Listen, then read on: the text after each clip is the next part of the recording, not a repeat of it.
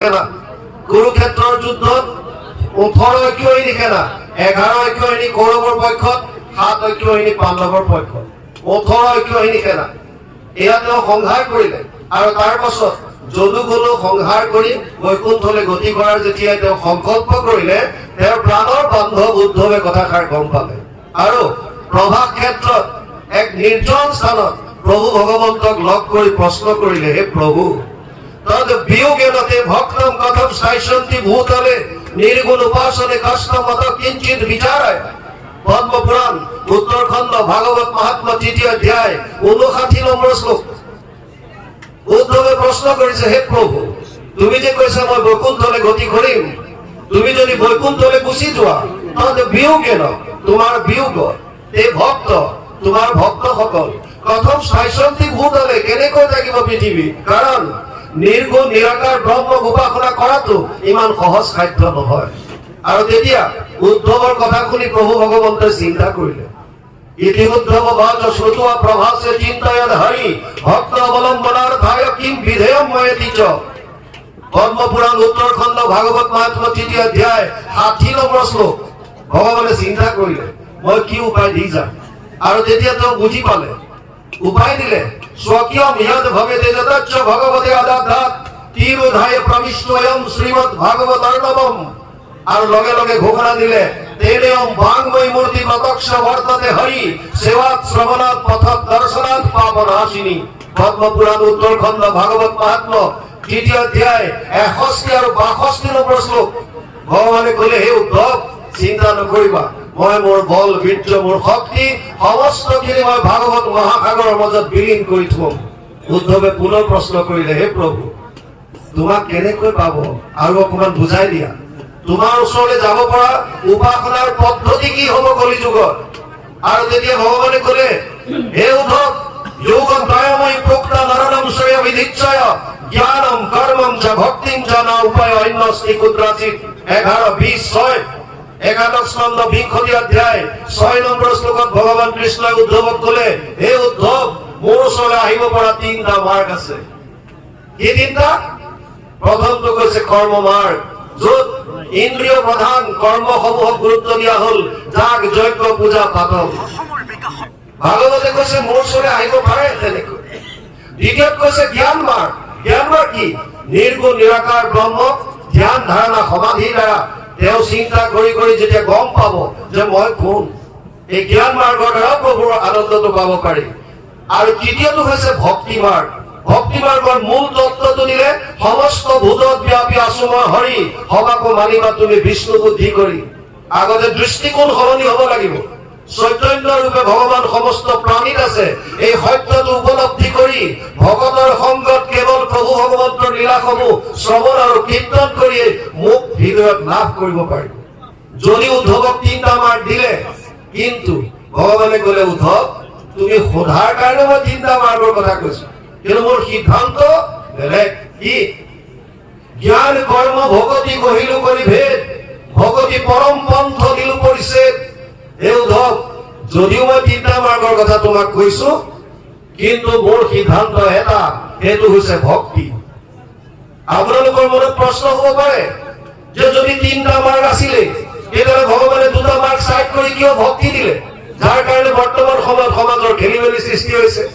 আৰু সেইজন ভগৱানে গীতাত অৰ্জুনক কৈছে, সমহম সৰ্বভূতেষু নামে দেশ অস্থিৰ প্ৰিয়।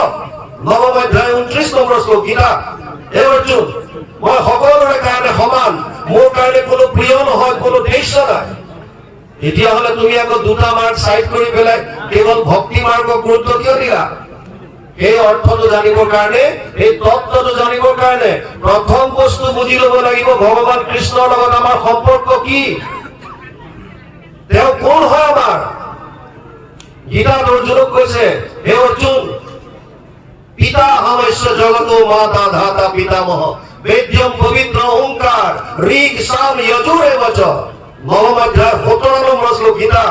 হে অৰ্জুন মই সমস্ত জগতৰ পিতা, মই মাতা, মই পিতামহ, বেদৰ ওঙ্কাৰ মই প্ৰণৱ আৰু ঋগবেদ সামবেদ যজুৰ্বেদ মত্ত পৰতৰম নান্যত কিঞ্চিৎ অস্তি ধনঞ্জয় ময়ি সৰ্ববিদম প্ৰথম সূত্ৰে মণিগণায়ব সপ্তম অধ্যায় 7 নম্বৰ শ্লোক গীতা। মোতকে শ্ৰেষ্ঠ কোনো নাই। হে অৰ্জুন, যেনেকৈ এধাৰী মালাত সূতাডালত মণিবিলাক গাঁঠি থোৱা থাকে, তেনেকৈ সমস্ত জীৱ মোৰ লগত গাঁঠি থোৱা আছে। গতিকে মোৰ লগত সম্বন্ধ পিতাৰ সম্বন্ধ, মাতাৰ সম্বন্ধ। এতিয়া আপোনালোকে কওক, কোন এনেকুৱা পিতৃ মাতৃ আছে যোনে নিজৰ সন্তানৰ অহিত চিন্তা কৰিব? কোনে কৰিব? সেইকাৰণে ভগৱান কৃষ্ণই ক'লে, কৰ্ম মাৰ জ্ঞান মাৰ তুমি ল'ব নহ'ব। কিয়? কৰ্ম মাৰ কৰাত আপত্তি নাই, কিন্তু উদ্ধৱক ক'লে, হে উদ্ধৱ, কৰ্ম মাৰ কৰিবলৈ গ'লে কিন্তু 6টা বস্তুৰ শুদ্ধতা থাকিব লাগিব। মন্ত্ৰস্য পৰিজ্ঞাতম কৰ্ম সুধীৰ মদৰ্পণম ধৰ্ম সম্পদতে ষড্ভি অধৰ্মস্য বিপৰ্যয়। 11, 21, 15 একাদশ স্কন্ধ 21 অধ্যায় 15 নম্বৰ শ্লোকত ভগৱান কৃষ্ণই উদ্ধৱক ক'লে, হে উদ্ধৱ, যাগ যজ্ঞ পূজা পাতল কৰাত মোৰ আপত্তি নাই, কিন্তু 6টা বস্তুৰ শুদ্ধতা থাকিব লাগিব। যদি নাথাকে তেতিয়া বিপৰ্যয় ঘটিব। কি 6টা? প্ৰথম ক'লে স্থান, তাৰপিছত কাল, পাত্ৰ, দ্ৰব্য, মন্ত্ৰ, ক্ৰিয়া। 6টা বস্তুৰ শুদ্ধতা লাগিব। আপোনালোকে জানি আচৰিত হ'ব, যি 28,000 ঋষিৰ কথা আমি ভাগৱতৰ প্ৰথম স্কন্ধত পাওঁ, যি বেদত প্ৰধান, 28 সহস্ৰ ঋষি বেদত প্ৰধান। তেওঁলোকেও সহস্ৰ বছৰ যজ্ঞ কৰিবৰ কাৰণে ভগৱান নাৰায়ণৰ পৰা স্থান লৈ আহিছিল।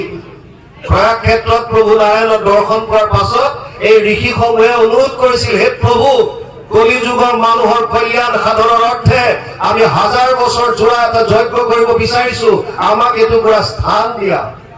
আৰু ভগৱানে তেতিয়া কৈছিল, মোৰ সুদৰ্শন চক্ৰৰ লগত তোমালোক যোৱা।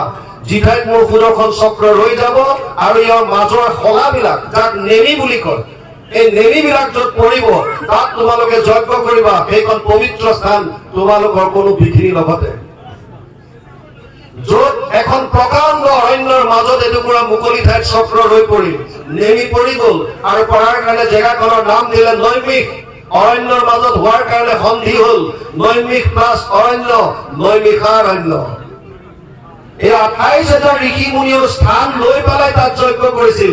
তথাপিও স্বীকাৰ কৰিছে, কৰিলো যজ্ঞ আদি সহস্ৰ বছৰ হোম ধুমে ধূম্ৰবৰ্ণ ভৈলা কলে বৰ, যিটো কৰ্ম কৰোৱাত নাহিকে বিশ্বাস, আপোনাৰ আয়ুস কৰিলো ব্যৰ্থে না।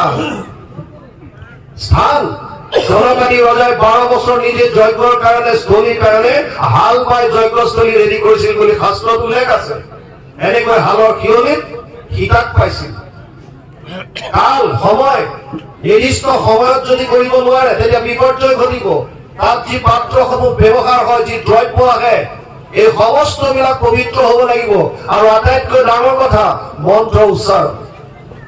মন্ত্ৰ উচ্চাৰণত যদি খেলি মেলি হ'ল, তেতিয়াহ'লে আপোনালোকে 6ষ্ঠ স্কন্ধত পাব, বৃত্তাসুৰ বধত।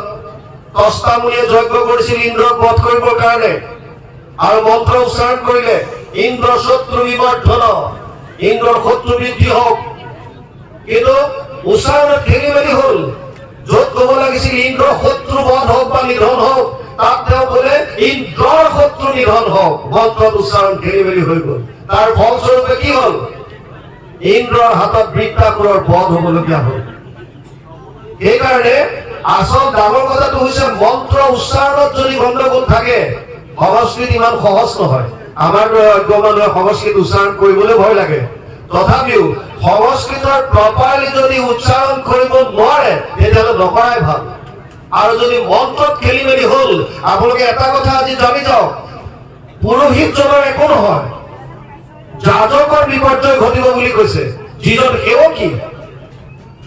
গতিকে মন্ত্ৰ মাৰ্গটো ইমান সুবিধাজনক নহয়। দ্বিতীয় আহিছে জ্ঞান মাৰ্গ। জ্ঞান মাৰ্গত য'ত নিৰ্গুণ নিৰাকাৰ ব্ৰহ্মক উপাসনা কৰে।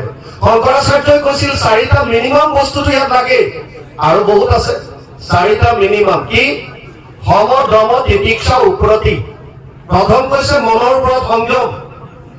জ্ঞান মাৰ্গত যাবৰ কাৰণে মনৰ ওপৰত কণ্ট্ৰল হ'ব লাগিব। আমাৰ কিমানজনৰ মনৰ ওপৰত সংযম আছে? দ্বিতীয়ত কৈছে ইন্দ্ৰিয় দমন।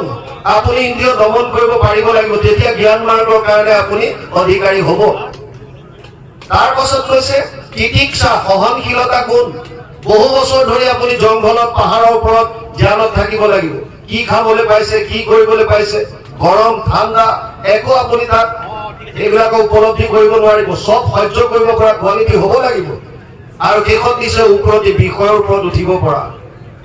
ইমান শাৰীৰিক কষ্টসমূহ সহ্য কৰি সাধাৰণ মানুহে যে নিৰ্গুণ নিৰাকাৰ ব্ৰহ্মক উপাসনা কৰিব পাৰিব, ই অতি কষ্টকৰ। সেইকাৰণে গীতাত দ্বাদশ স্কন্ধ ভক্তি যুগত ভগৱান কৃষ্ণই অৰ্জুনক অকপট ভাৱে স্বীকাৰ কৰি গৈছে, ক্লেশো অধিকতৰস্তেষাং অব্যক্ত আসক্ত চেতসা অব্যক্ত হি গতিৰ দুঃখম দেহবৎ ভিৰবাপ্যতে।